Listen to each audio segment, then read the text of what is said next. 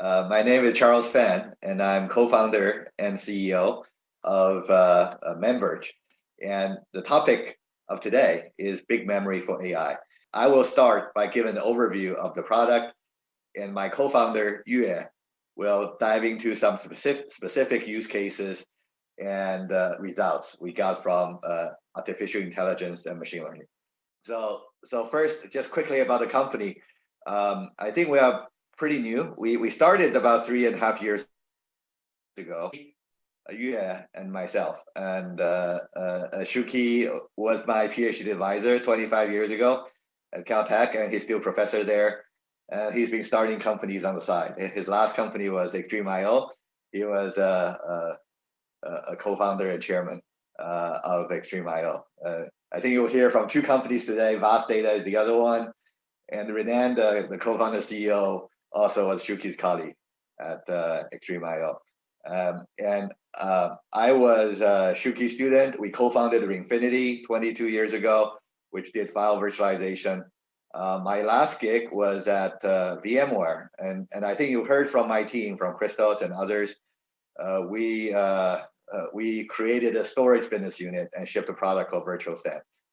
So that I'm sure many of you are familiar with.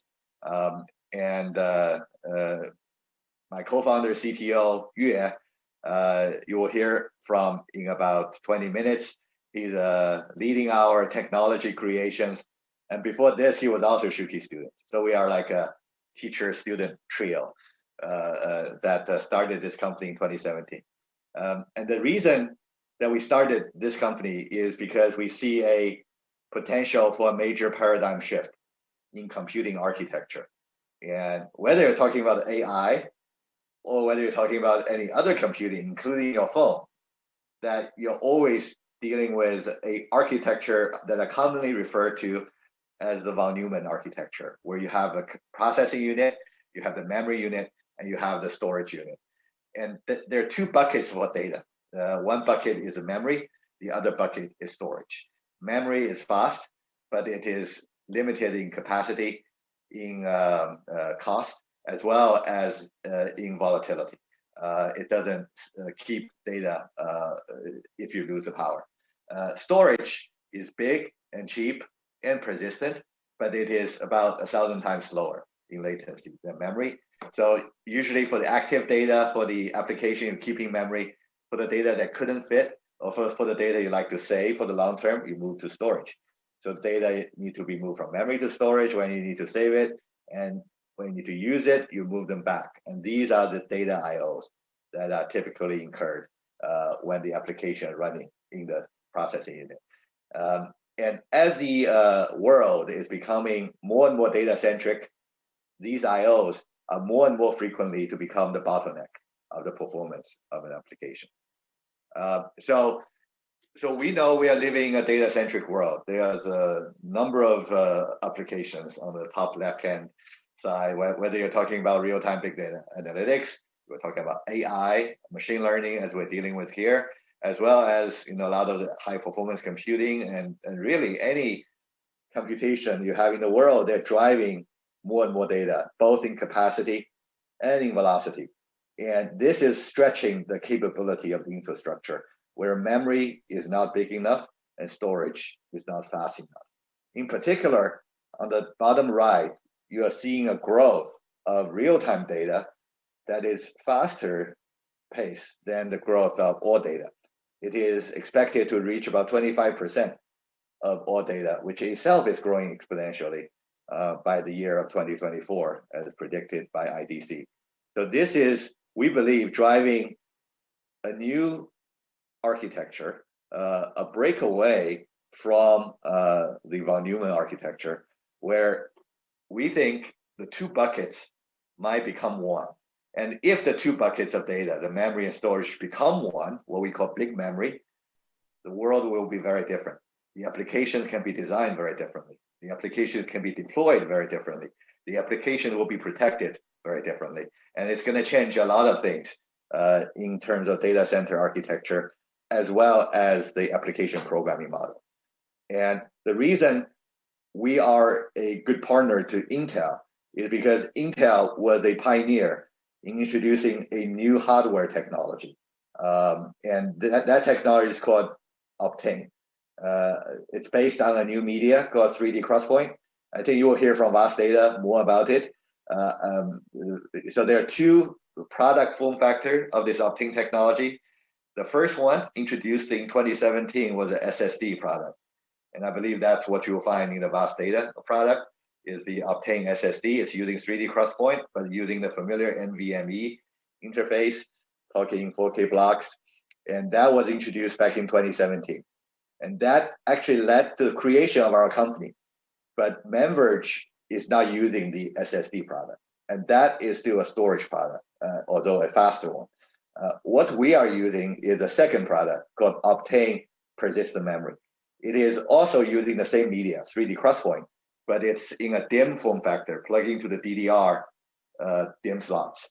And this is very, very different from the storage you see. It is more closer to DRAM, byte addressable, random access, and nanosecond latency. So you can use it directly as memory rather than a swap device to increase the size of your virtual memory. So that lays the foundation and possibilities of what we call big memory. And then MemVerge is a software company. Having worked at VMware for many years, and before that, working on virtualization technology on storage, gave us the idea of creating a virtualization layer above a heterogeneous memory pool. So you will still need DRAM. So as nice as optane memory is, it is bigger, it is cheaper, it is persistent, but it is also a little bit slower than DRAM. It's about 5 times slower in latency than DRAM, although it is much faster than storage, but it's still a little slower than DRAM. So it's not going to totally replace DRAM. But what we can do is we can mix the two things together using this virtualization layer.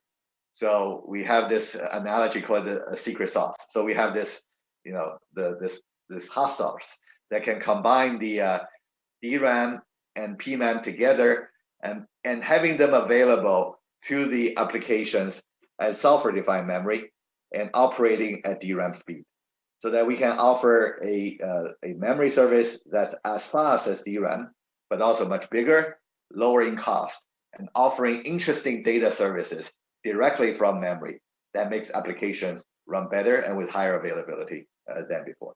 So that's the big memory tier that we are creating that virtualizes memory and delivers software-defined memory services to the applications. And this is a horizontal platform that can support all applications, but we are starting with a subset of applications to focus on. And today we're going to introduce specifically on how it works for AI and machine learning applications. Yes, so from an AI perspective, there are some memory constraints that are limiting some of the memory, the modeling and AI neural networks types of things that exist. Do you feel that your solution can help alleviate those memory constraints for those more sophisticated models? Is that how this would work? Yes, that's exactly how it works. So when you look at AI, ML workload, the bottleneck in terms of infrastructure could exist in 3 areas. The first is in compute. So it's AI, deep neural network are very computation intensive tasks, and that's why you see a lot of companies becoming successful building newer chips for computation, including NVIDIA and Intel and many other startups doing AI chips. So all these companies are really alleviate the bottleneck in compute. The second bottleneck is potentially networking, particularly when you deal with distributed training, that you need to sharing these data between these nodes, and the networking can become a bottleneck. And the third is in I/O. And in particular, the difference with AI is it keeps a lot of data in memory. So whether you're looking at popular frameworks like PyTorch or TensorFlow, or even the more traditional frameworks like Spark that can run some of the AI frameworks, these are memory-centric frameworks where they try to keep as much of the model data, embedding data, feature library data in memory as possible because it's fast. But memory, when it's only DRAM, is small. So when the data exceeds memory, then you are between rock and a hard place. You either have to move it to storage, which the performance falls through a cliff, or you need to have a one node, have a distributed framework, and that has its own overhead to the design. Where with a bigger memory solution, you can essentially offer a bigger memory amount. So you never run into this problem they call DGM, data greater than memory problem. And therefore your performance doesn't fall through a cliff, and you don't have to have as many nodes in your distributed framework. All right, so that's the problem we are solving specifically. Got Thank you for the question. Okay, yeah. So and on the chart on the right is just another IDC prediction on this hardware market. They don't have a prediction for the software market yet. We believe it's in time going to become a $10 billion market from zero today. But on the hardware market, there is a prediction now that it's projected to grow to $2.6 billion by 2023 in the next 3 years. Intel is the only supplier, but we believe that they'll be joined by others. And I think Intel will welcome the other sources to make this into a real market. And this is 248% annual growth, pretty impressive growth rate for this new piece of hardware. And in fact, for as far as the application developers are concerned, or we are concerned, the more the merrier. So it doesn't matter whether it's from Intel or from other vendors.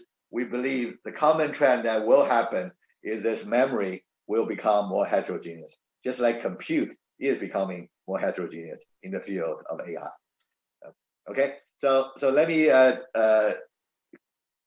go into the next step here. Is that, as we know, the world is becoming cloudy. It's going to become more cloud-centric, and this is also true with AI. Although a lot of the computation that's happening with the on-prem data centers, more and more cloud are offering various kind of AI services and various kind of infrastructure services to support AI workload on top.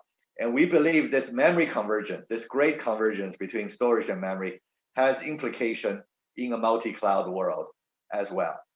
So our software, which the product name is called Memory Machine, does run everywhere. It runs on-prem, it runs in the cloud, it's a software layer. We charge by pay-as-you-use, a subscription SaaS model. And as I will go into it, you will see that we have an interesting concept called memory capsule. And memory capsule is achieved by an underlying mechanism we call zero IO in memory snapshot. So we are combining the memory checkpointing with the copy on write algorithms on storage, and successfully make that possible in memory so that you can capture the running state of an application in persistent memory, and therefore creating a memory capsule. And you can do this repeatedly, so you can have essentially a series of snapshots of your application in the past, and then these capsules can be moved around. So we are talking about cloud native applications and all that, and that's working great today if your application is stateless. Once storage is involved, it's a data-centric application that needs to place data in storage, it's become difficult for it to be mobile between the clouds, deploy anywhere on-prem and clouds. But once you move everything in memory and having these snapshots and memory capsules, this will make data-centric stateful applications to be also mobile and multi-cloud in this cloudy world. So this has implications to many data-centric applications, including AI and ML as well. So having this the new memory platform to abstract away all these heterogeneous memory and make them available no matter where you go, and allow your applications to be portable and mobile across all these clouds is another aspect of the beauty of Charles, into memory. Yes. So I looked at this memory capsule. I thought it was more like a checkpointing service, but you're using it more as a mobility capability, so that you can move applications from cloud to on-prem. Is that what you're saying? It's both. So these are different use cases of the snapshot capabilities. So one use case, as I have introduced to some of you before, is the high availability. You can use the snapshot checkpointing, but you do that right in memory because memory itself is persistent, that you can recover from crash much faster. And I think you might have some, actually may not be in this session. If not in this session, in our December session, we'll go over use cases specifically about crash recovery.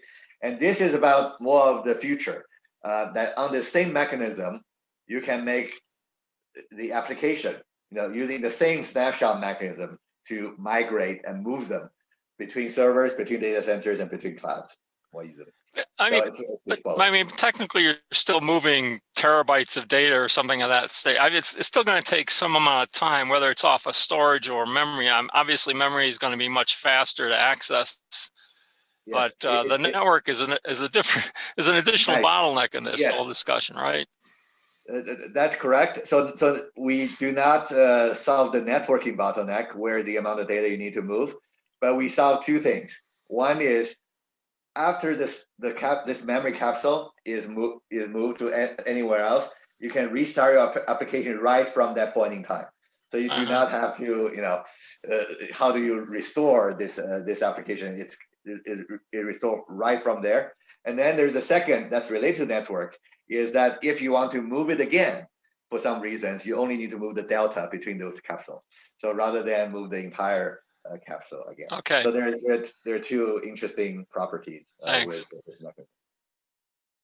Sorry, I didn't follow. So what is memory machine and memory capsule? Is it a virtual machine, or is it a hypervisor? And how do you do all that memory optimization? Especially, how do you do it on cloud, where you don't have access to the underlying hardware? That's a great question. So that leads to this next slide. So this is a double click. What is a memory machine and what's a memory capsule? So memory machine it's a memory hypervisor. However, it is not part of a server hypervisor, CPU hypervisor. It's a separate piece of software that we have developed. It runs as a user space application on Linux. However, it bypasses kernel in doing memory management activities, and it intercepts various functional calls from the application, so you can support the applications transparently without modification of the applications required. And what the new unit it provides is little memory machines. These are combinations of some DRAM, some persistent memory managed by our software, and these little memory machines are there.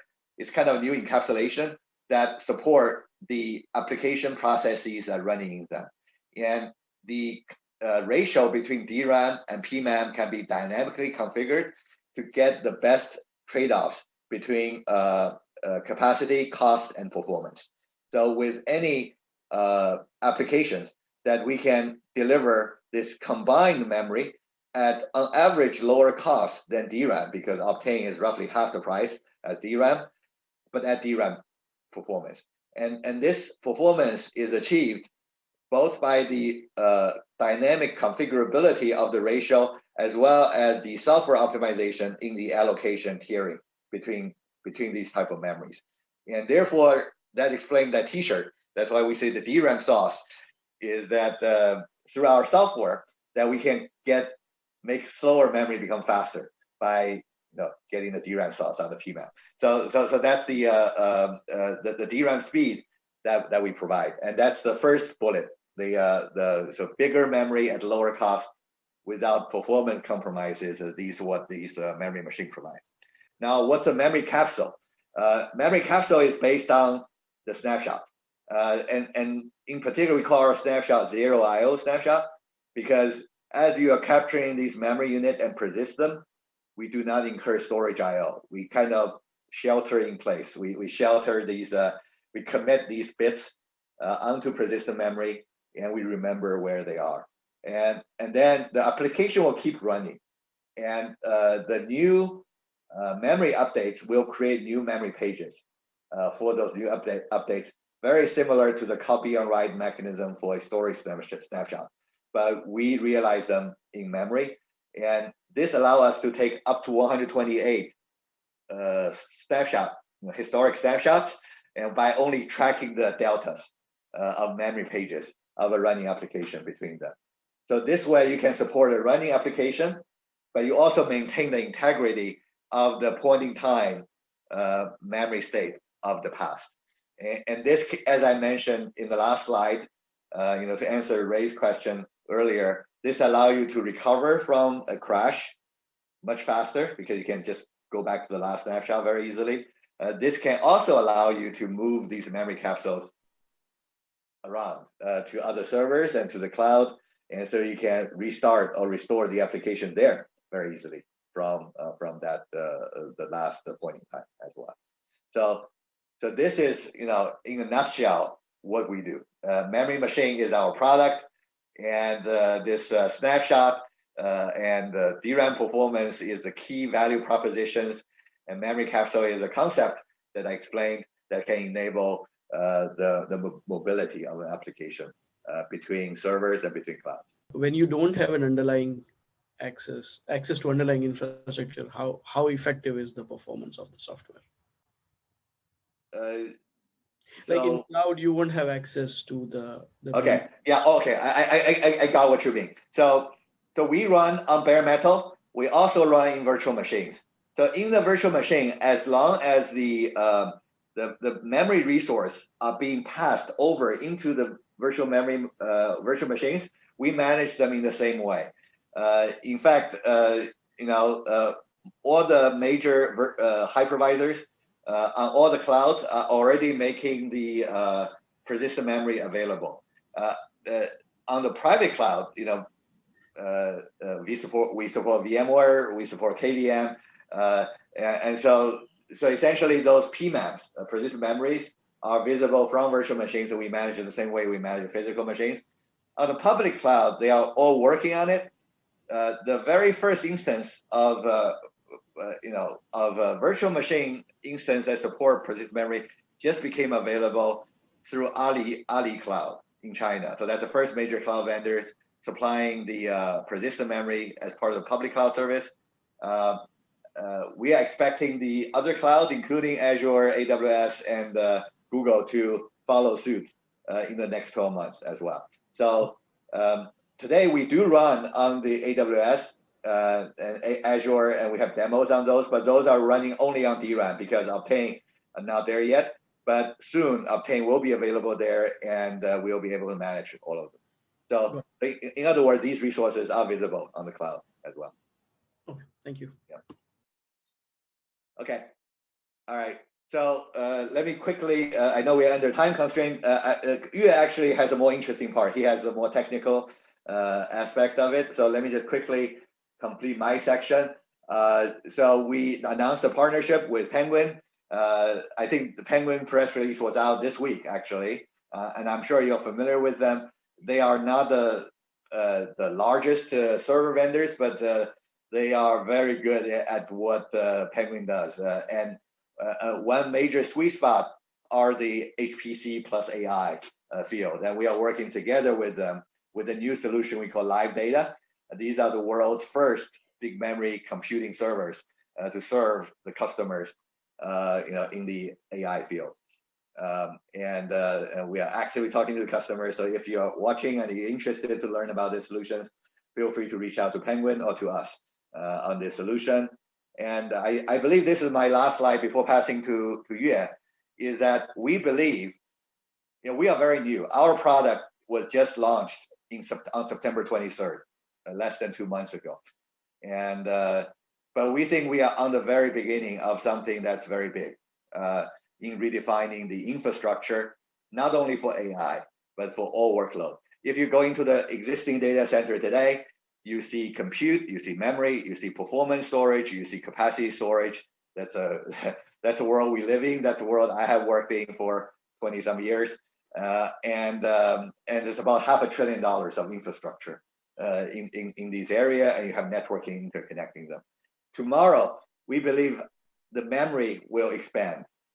You will assume over the next 5 to 10 years, working with servers that had hundreds of terabytes of memory, and maybe eventually even petabytes of memory at your fingertips. And imagine if you're an application designer, if you're an IT deployer, if you have so much memory available, and if there's a layer of software that deliver data services, that today is only available on storage, but tomorrow will be available on the hundreds of terabytes of memory per server, deliver the high availability you need. Why do you need storage? Why couldn't the entire application become in-memory applications and running off that big memory area? So we are predicting the demise of performance storage over the next 10 years, where this big memory will take over, will be the single buckets where the application data will sit. And that will make application much faster and much more mobile and much more fit to this multi-cloud world. Storage will continue to exist. They will be relegated to handle the capacity, secondary, scale out, cloud, backup, and so on and so forth. But the running applications, including all AI applications, will all become in memory. And we are producing the big memory software that is to hypervise and virtualize this heterogeneous memory media to make this vision true. So that's the vision we have, and we are in a very first baby step in making this happen. Yeah, I do have a question. How does a tool like Spark or PyTorch access the big memory software? Is it through an API, or do you just mask it as traditional memory? Hi, Frederick. Yes, both. So the standard default way is just like standard memory. So they do not have to change the applications. And we have a service called Transparent Memory Service. So we basically intercept these memory-related costs without the application knowing. So it's a transparent memory interface that's compatible with DRAM that allow these applications to work. So that's the first method. For the power users and for the developers, we also provide an SDK with a big, what we call big memory API, that allow you to give more granular control over our system. So we do have an API that allow you to program to, but that's not required. This is only for the developer who like to develop on top of our platform. The basic method, 80% of our customers are just using our software without changing their application. And so in larger AI projects, typically they would exchange data through RDMA between servers. Yeah. How would that work here? Yeah, we support RDMA very well. Our memory is a local memory service, but on the networking front, we have full support for RDMA. In fact, we think we're probably the most advanced in combining optane persistent memory and RDMA to support certain capabilities, such as replications and tiering and so on. So in short, we do support RDMA environment very well. Yeah, and do you do anything special with network HBAs? Like Mellanox is releasing an HBA where they have an onboard chip that can do all kind of things for you. Maybe that's also something that you could benefit from. Yeah, I think today we just work with the previous conventional Mellanox cards. We don't leverage those special hardware offloading, the new offloading capability rather than the previous conventional offloading capabilities. Yeah. Okay, well, thank you. I do have a question on security. As all this memory is now in user space, how can you prevent a vulnerability or potential vulnerability with cross-data searching? Memory hammering and predictive execution in Intel have already proven that it's possible, and now you're running in user space and not in protected space for memory management. Is that not a risk? Yeah, would you like to take that question?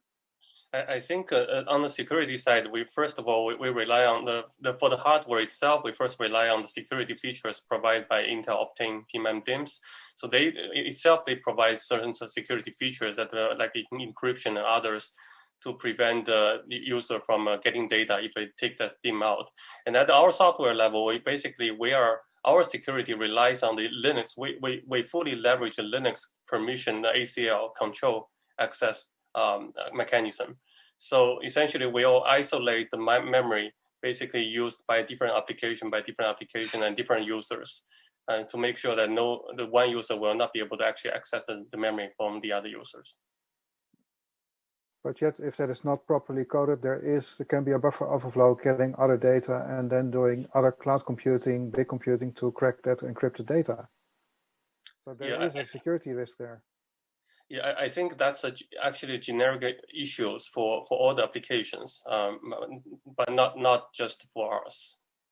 But it is a risk if you're running in a hypervisor environment and these are running inside a VM. You are bypassing a couple of security things within the hypervisor, which means that you can get potentially from one VM from tenant A to tenant B data. And that is the security risk. I think when you try to provision the PMEM resources for different VMs, this actually goes through the either KVM or vSphere's interfaces, and I think it's their responsibility to do the perfect isolations once the devices gets provisioned for each VMs. Right. Then by the way, we do not bypass the security semantics of virtual machine isolation.